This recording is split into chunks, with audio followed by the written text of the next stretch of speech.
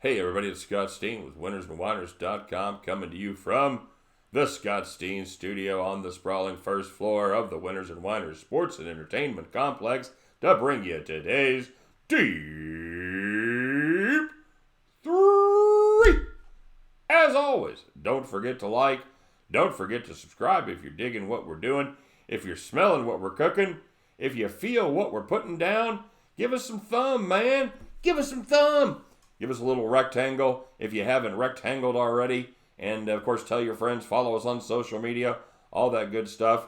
Don't tell your friends to follow us on social media. You do it as well. Do both of those things. Over on the Twitter at Winners Whiners, and, of course, on the Facebook at Winners and Whiners. So there you go. And most importantly, let us know what you're playing. This is all about you guys. That's what we're doing it for. So we want to know what kind of success you're having. We had some pretty fine cappers out there today. I'm not going to spoil it for you, but had some clean sheets, as they say in soccer. So very fine job there by a lot of you. And let's see if we can keep it going today. Let me know what you're playing. Post those plays in the comment section. When you get them right, we'll give you the shout outs. And when you get the most right, you will be the one, the only, the much revered capper of the day. So make sure you take care of business there in the comment section. And, of course, speaking of taking care of business, make sure you stop by, check out the two best websites in the entire world, winnersandwhiners.com, statsalt.com, for deep dives and the numbers behind the games each and every day. Check it out. It is an invaluable handicapping tool. If you haven't checked it out yet, please get over there and do that. And, of course, check out our friends over there at pointsbet.com. They've got the cool baseball thing going on for all you new depositors. If your team gets up by 3 runs, regardless of whether they piss away the lead or not, if they're up by 3, you win the game. So that is for new depositors over there at PointsBet for all you good folks in New Jersey. All right, quick recap of yesterday's action. Not too shabby as we started off the season 2-1. We got Minnesota and Boston to take care of business, and Seattle wasn't really their night. Really, hey Mariners, it wasn't about you at all, as that was one of the most spine-tingling moments I've seen in a long time in sports, as the Angels threw a combined no-no at Seattle in a 13-0 victory there, as they all wore number 45 for Tyler Skaggs. It was something to see, and I tweeted out. I said, if you're watching that, you don't have tears in your eyes, you might want to head to the cardiologist to make sure you still have a heart, because it was a cool moment, and needless to say, we lost that bet just by a hair. So 2-1 we go. Picked up a little value on the Twins. Some books had that you could have got plus 144 on Minnesota there towards game time. So hopefully if you guys played that one, you got yourself down and got some value on the Twins. And on the premium side, we did go 2-0 as we had the New York Yankees on the run line. They took care of business against Toronto. And we had Atlanta in an undervalued spot out there against San Diego. And the Braves took care of business on the West Coast. So grand total 4-1 on the day. Not bad coming out of the break. Man, we're going to look to keep it going here. First play is going to be from the Windy City as the Pittsburgh Pirates take on the Chicago Cubs. Chicago minus 175 at home. Jordan Lyles goes for the Pirates against John Lester, the old crafty left-hander for the Chicago Cubs. Here's the deal. Pittsburgh's been very good on the road this season. They're 22-24 on the road, but because they've been a dog a lot, they're plus 6.9 units, while the Cubs have actually been good on the road as well. They hit for a higher average.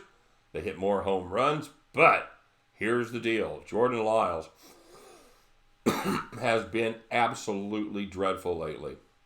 Quick little recap of his year. On May 17th, Jordan Lyles sat in a great spot. He had a 1.97 ERA, and then the proverbial roof caved in. In his last 6 starts, Jordan Lyles has an 8.16 ERA, a 1.70 whip, And, of course, the Pirates, not surprisingly, are just 1-5 in those 6 starts.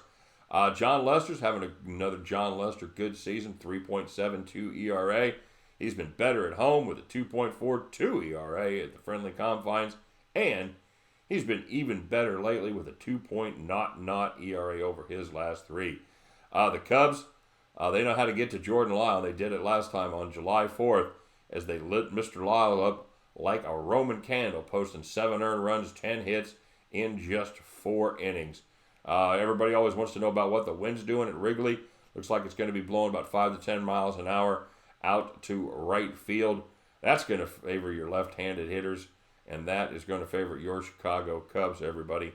I like the Cubbies right here. I'm going to lay that number. I'm going to lay that -175. That's a lot of wood to lay, but the Cubs have not been winning by a ton. Been playing some close games. I think they get it done here. I don't think it's going to be a blowout. I like the Cubbies -175. Having said that, with Lyles, could be a blowout, but I just don't have enough faith right now in the Chicago offense at home. Give me the Cubs -175.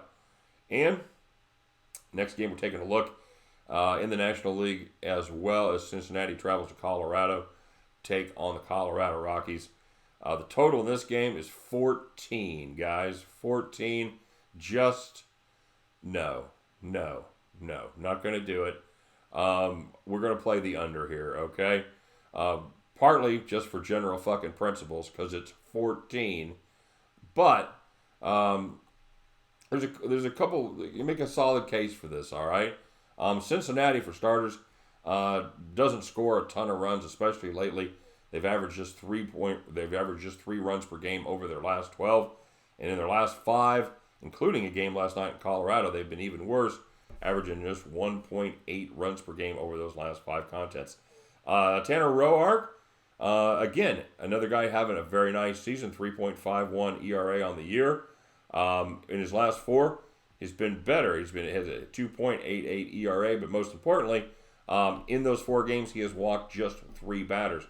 And that had been his bugaboo up until that stretch, as he'd been averaging about 3 walks per 9 innings. Kyle Freeland, I know that's why this number is so high. He was dreadful in the majors. He was mostly dreadful in the minors, but he had a great start his last time out there against Sacramento, going 7 innings, giving up 1 earned on just 4 hits. Freeland doesn't have to be great. He just has to not shit the bed, all right? Is it possible that he does come out, pull down his pants, and drop a deuce right on the California King? Yeah, it is. It's absolutely possible that Cincinnati puts up 10 runs in the first 3 innings against Freeland. But I'm guessing the Rockies have seen something. I know they need the pitching, but I think Freeland steps up and does the job. He knows how to pitch at Coors. He was very good last year, and he was very good at home. Give me Kyle Freeland to be something approaching a competent major league pitcher today as we play the Cincinnati Colorado under 14. And we're going to take a whirl on the courts as Simona Halep takes on Serena Williams over there in a little place I like to call a Wimbledon. I went back and forth on this one. Serena's a -178 favorite. I think the bet I like a little better here is Serena -3 games at -111. I don't know if you saw that the semifinal match against Strakova, but Serena Williams was absolutely unstoppable. She beat Barbara Strakova 6-2, 6-1. If that player shows up, if that Serena Williams shows up, I don't give a shit if she's 37, 27, 87. If the person that played the semis shows up today, she's going to be unbeatable. That's absolutely nothing that Halep is going to be able to do. And speaking of Halep, Simona Halep had a very, very easy path to the final. She beat just one seeded player. Grass, excuse me, it's her worst surface, and of course it's Serena's best. She likes playing the speed game. She likes playing the angles. Yeah, I know what you're saying. The part that's vaguely disquieting about Serena, she has lost her last 2 finals. in straight sets. But she really looks like she's hitting on all cylinders, especially in the last week of this tournament. She started off kind of rough, but she has been absolutely nailed. She put up 19 aces in her quarterfinal game. I think she's going to win, and I think it's going to come down to her serve. She had 2 aces in her semis at 121, and she has a power game like no other. You can't prepare for it. Serena is 9-1 against Halep in their head-to-head matchups, and I don't think that stops. She's got the serve, she's got the power, and she's going to chew up every second serve that Halep sends her way and send it smoking back to her, turn the advantage to her. I think Serena ties Margaret Court with her 24th major tomorrow and gets it done here today. Sorry, today, not tomorrow. So, to recap, we're going to take Serena Williams minus 3 games at minus 111, the Cincinnati Colorado under 14, and the Chicago Cubs minus 175 at the end of those 3 contests. You guys can join me. We're going to pick up all those winning tickets, and we will head back to the window.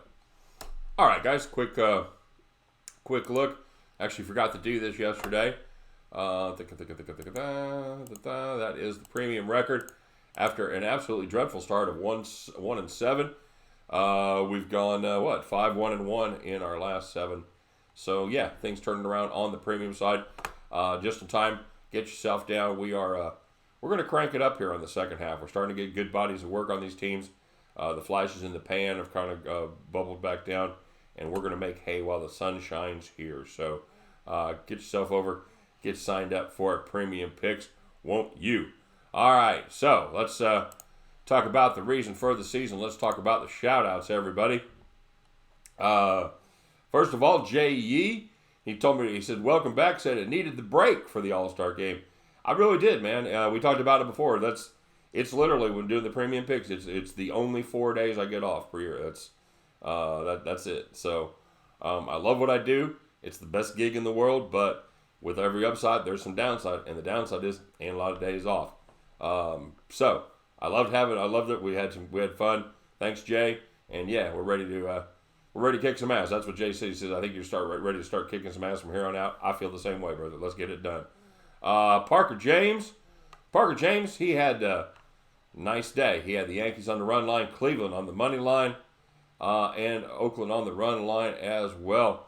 That's 3-0 right there, plus 300 for Parker James. He said, getting that goo-wop. Absolutely. He's in like a blue flame, the trap god throwing that green rain. Nice guy, mean chain, pulling up in my cream range, you know what I'm saying? So, nice job, Parker.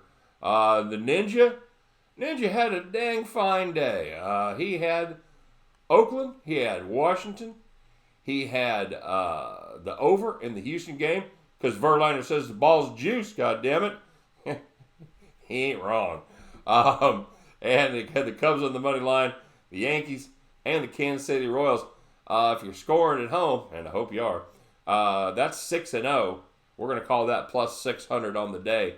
Nice job very well done there, Senior Ninja.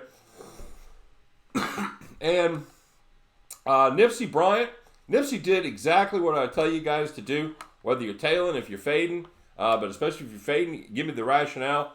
Nipsey faded the shit out of me, but he put up very good rationale for all of his thoughts. I'll tell you a couple things he was absolutely on here, and I'll give him his props. First of all, he said I was forgetting a few things about the Angels playing with heavy hearts. Of course, I didn't forget about it. He said they've been playing better since they lost Skaggs, and he said Ohtani is in the lineup. And first of all, I do tend to not give the emotional stuff, the revenge stuff, especially in baseball, the revenge factor, a lot of credit. And in this game, that was absolutely incorrect. This game was all about Tyler Skaggs. From his mom throwing out the first pitch, everybody wearing number 45. Yeah, this was one of those times when the emotions absolutely came into play. And if you're a believer in a higher power, Tyler Skaggs may have been looking down, giving a little help. Is it a coincidence that everybody had on number 45? Mike Trout hit a home run that was 454 feet with a 45 at the beginning. Maybe. Yeah, it was absolutely all about Tyler Skaggs, all about the Angels. And they to say they took care of business would be a massive understatement. So, Nipsey, you're absolutely right about the emotional part. And yeah, you're also right about the Seattle bullpen. There was very technical, very practical reason why Seattle was a bad pick. You always have to sweat the Seattle pen. There's a few pens like that you have to worry about. Washington, Kansas City, the Mets, Seattle is right there on that list as well. Totally agree. And yeah, a 13-0 victory. I think you take a victory lap on that one. Now, the one that he said he didn't like my cap of the he didn't like my cap of the Red Sox game. He says the Dodgers are going to come ready since they got beat by the Sox in the World Series. He says the revenge factor's there. That one I don't factor that in at all. I look at the Dodgers, a team that had not been playing well on the road, comparatively speaking. Like I said, there were 3 games that were going into that game. But the other thing I looked at was Maeda with a 5.5 ERA on the road. I liked the Sox there, so that one I'll take the victory lap on that one, Nipsey. Now we have a mixed bag on the third point that he brought up because he talked about Cleveland, talked about Mike Clevenger at home. I was not convinced Mike Clevenger was well after he came off the IL. He had 2 just dreadful starts before he shut out the Royals. I give very little credit for a team that shuts out the Royals, but Clevenger looked very good for Cleveland in that Minnesota game. Went 5, gave up 1 earned. I'll give Nipsey props on calling Mike Clevenger correctly. However, we still end up getting the victory there because inexplicably Cleveland, which statistically has one of the top 3 bullpens in the majors, they had a bullpen meltdown and let the Twins get back in that one and win it. So, Nipsey, even though your thoughts on that one were probably right, sometimes you just get unlucky, and that's exactly what happened here as the Twins. Now, the part I was right about is the Twins do have a hell of an offense. They never stop coming at you. They never stop swinging the bats, and that paid off for them tonight against Cleveland. So, I appreciate your thoughts. As always, I'm never going to anybody a hard time that disagrees with me if they lay out a case like that. So, Nipsey, you know what? You keep them coming, man. That's all good right there. So Nipsey, he had the Angels -1.5 on the run line. That was a good play. I think that paid plus 115. And he had the Indians, where he gave it back. He had the Dodgers on the run line plus 1.5, and that was like -195. So that one cost him. So all in all, not a horrible day. Didn't lose the farm. Keep them coming every day. Appreciate it, Nips. Ninja, like I said, he did very well. In 2 different spots. Sorry. G&G said, nice to see you, my mug again. Absolutely good to be back, brother. Appreciate it. G&G had a rough night, although he did going to give us a Korean update, Korean baseball update, and he did have the Tampa Bay Rays over 9.5 in that one, and the Tampa Bay Rays put up over 9.5 by themselves, so that was a hell of a play. Nicely done there, G&G. And Mike B said, happy Friday. Said he loved the break. He had the Rockies under 12, and he also had Boston on the money line and the LA Angels over 11. Nicely done, Mike. That's a perfect day. That's a clean sheet. 3-0 plus 300. A couple other clean slates. Parker James goes 3-0 plus 300 as well. And the Ninja with a very fine day. 6-0 plus 600. The Ninja 13. My friend, once again, you are our capper of the day. Congratulations. All right, guys, that's it. We're heading into the weekend. We're going to rock and roll. Keep it going. Get up early, watch a little tennis. And we'll meet back here tomorrow and talk all about it, all right? You guys have a great weekend. Good luck on all your plays today. And we'll talk tomorrow. Take care.